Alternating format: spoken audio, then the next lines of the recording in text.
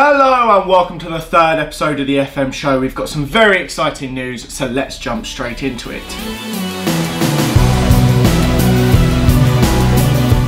Well, the big news is that this year's January transfer update is finally here, isn't it? It is available right now. It's available on desktop. If you go ahead and restart your Steam, the download should start straight away. And it'll be available tomorrow, which is Thursday, depending on when you're watching this, on your tablets. It really is the perfect time to start your new save, isn't it? We've got the permanent transfers are all in there, any loans, free transfers that have moved about, even some staff changes, they're all in the winter transfer update. So it's just the perfect time to start your new save, isn't it? I mean, I always get to this point of the year, and I've been playing with, you know, one club for quite a while, and then you think, I want a new challenge. That's it. You're 20 years down the line, you've won everything, naturally, and now, well, I mean, it takes you a little bit longer than me, but obviously now's the time really to start your new save and go into something new, and that's kind of something that we're going to be doing soon. So keep your eyes peeled later on in the episode to find out more about that. But also, on the topic of winter transfers, we have another little tidbit coming up later on in the episode, don't we? We do indeed. We're going to be chatting to one of the research team here at studio, Stephen Davidson, another Davidson. As if one wasn't enough.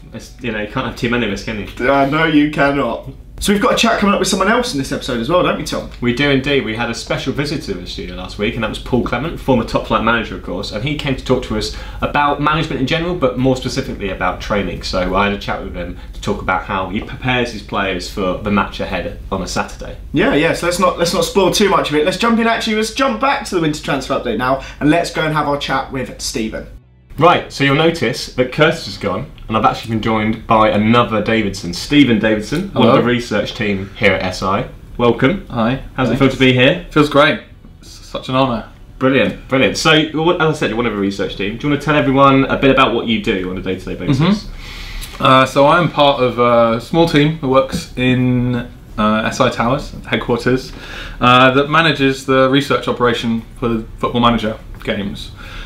We have a huge group of scouts all over the world that are out there watching football, keeping in touch with football news, and they feed all the information about what's going on in the world of football back up the chain to the headquarters here, and we make sure that that information gets into the database which Football Manager uses.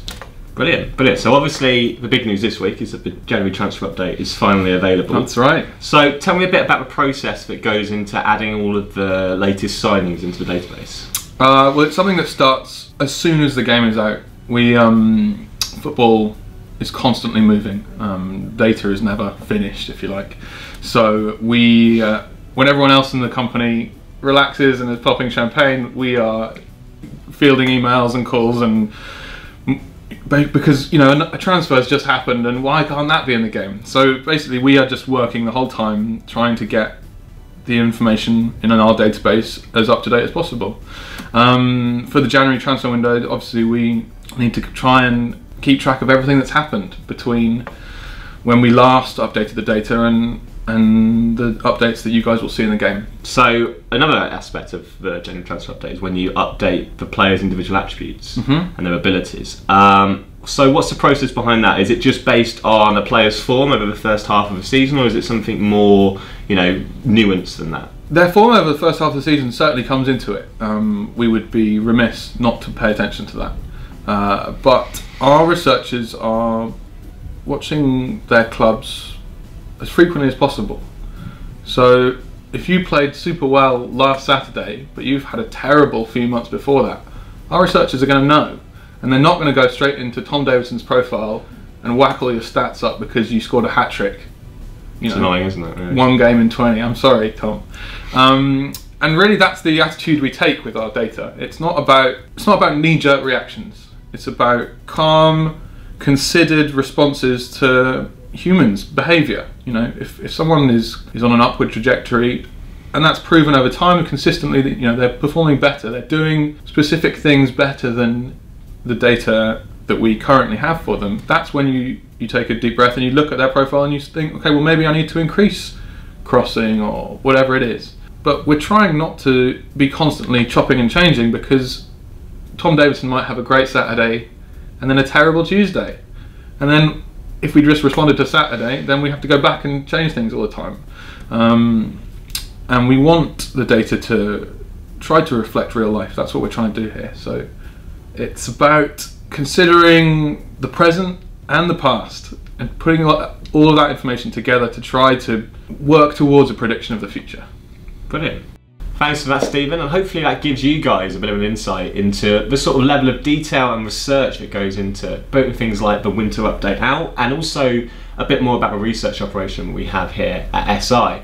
But we talked earlier, didn't we, about a special guest who came in to see us last week, and that was Paul Clement, a former top flight manager, and he talked me through the sort of training schedule that a top flight club would go through on a weekly basis. So Paul, thanks for coming in. You came in today to talk about training, and you ran us through your training cycle that you employ when you're preparing to face upcoming opposition. So can you just talk us through how you prepare for, fixtures when you're managing a club? Yeah, sure. We've got this diagram that I use. I call it the coaching cycle. Basically underpins the life of a coach preparing for games in a competitive environment. So it always starts with this phase of planning. And within that, you're planning for your own squad. You're planning for what you're going to do in training. You're preparing for the opposition you're going to play against, and ultimately give you the best chance to win the game. After that, you move into a phase of preparation. So you're getting ready for the game.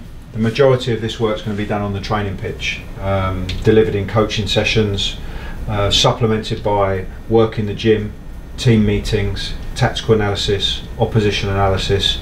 You're gearing up to getting ready for the performance. So the next stage is the performance itself, or the game. As a coach, there's things that you can do within the game to affect the game. The information you're providing onto the team as they're playing, what you do at half time, the changes that you make. This is the performance. After the performance, and even during the performance really, is the analysis.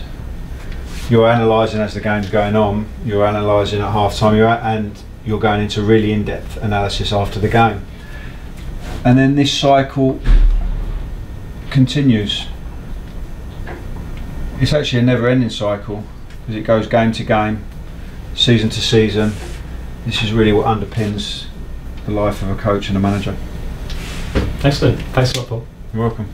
So thanks again, Paul, for coming in and having a chat with Tom. It was really, really interesting stuff. But now we're going to move away from the guests. We've had some amazing guests this week, but we're going to move on now to a topic that just involves us two and you guys, of course. That is the FM moment. Now, if you haven't watched the first episodes of the FM show, I'd recommend you go back and watch them, because it's going to give you a bit of an insight as to what's going on in a lot of these topics. But the FM moment is your chance to win some prizes and submit some really interesting football manager moments that have happened to you in this month. That could be anything from a wonder goal to something like your new gen winning the European Golden Boot. Funny you should say that, isn't it? That's exactly what's happened in this one. So this month's prize was Rafa Honigstein's Klopp Bring the Noise, and the winner was Tom FM_YouTube, and he did exactly what we said on the tin, basically. For word, didn't he? Exactly that. Incredible. His 20-year-old Nugent won the European Golden Boy at Lincoln. Absolutely amazing. You should be able to see it on the screen now. He had 38 appearances, 16 goals and 24 assists, which is just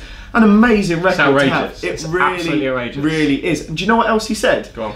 He said that he didn't even plan on playing wingers in his save. He just bought this guy as a backup in case he changed his formation, had to change his formation, and got those performances out of him. That is an FM fairy tale if ever I heard one. It That is really, ridiculous. really is. But now, we of course need to give away a new prize, don't we? We do. New month, new prize. What do you think we should do, Tom? Well, I mean, we're looking a bit short of stuff we can actually give away. Yeah, I don't think we're allowed to do any of that. None of the awards can go, can they? But how about one of these? Let's go for the doormat. We've had a lot of comments actually asking where you can get the doormat. Now, if you don't win, you can actually buy it. There will be a link down below to the store. You can pick yourself up a doormat, one of these mugs. Some really interesting FM merch, isn't there? Good merch. But you can win yourself one of the doormats, most importantly. So remember just to send your FM moments in using hashtag FM moment on Twitter. Just send us your moment. We're really excited to see what you guys have been up to. So now that the winter update's out, we thought it's about time that we started our save, didn't we? We did indeed. So we're going to be doing exactly that a bit later next week on the Football Manager Twitch channel. There's a link below, and we're going to be taking on the mantle of co-manager. We co-managers? Yeah, well, you can be my assistant. Co-managers of AFC Wimbledon. We're going to be taking the Dons back into the top flight, aren't we? We are indeed. We're going to take them back to the top. That's going to be our challenge. It's going to be usually a bi-weekly. We might chuck in more, but we're going to try and stream it as often as possible and just show you guys our progress. And yeah, as Tom said, that will be at some point later on next week. You have to check out all of our socials to find out exactly when that will be. But it'll be on our Twitch channel, so do check the link to that down below. It should be good fun, shouldn't it? Well, if we don't get sacked. Well, you might get sacked. You're going to be to blame. Well, you're going to be to blame. We'll see. It should be good fun nonetheless, shouldn't it? Absolutely. So that's all we've got time for today. It's time for you guys to go and download that winter transfer update. Go and start your new save. Get it right now, really. Indeed. What are you waiting for? What better time? Get out of here. But if you have enjoyed today's video, then please do leave us a like on the video. And we'd love to hear your feedback, so of course drop your comments down below for anything that we spoke about in this episode. And don't forget to subscribe to Football Manager on YouTube for more from us and much, much more besides. Thank you so much for watching, and we'll see you guys next time. Bye.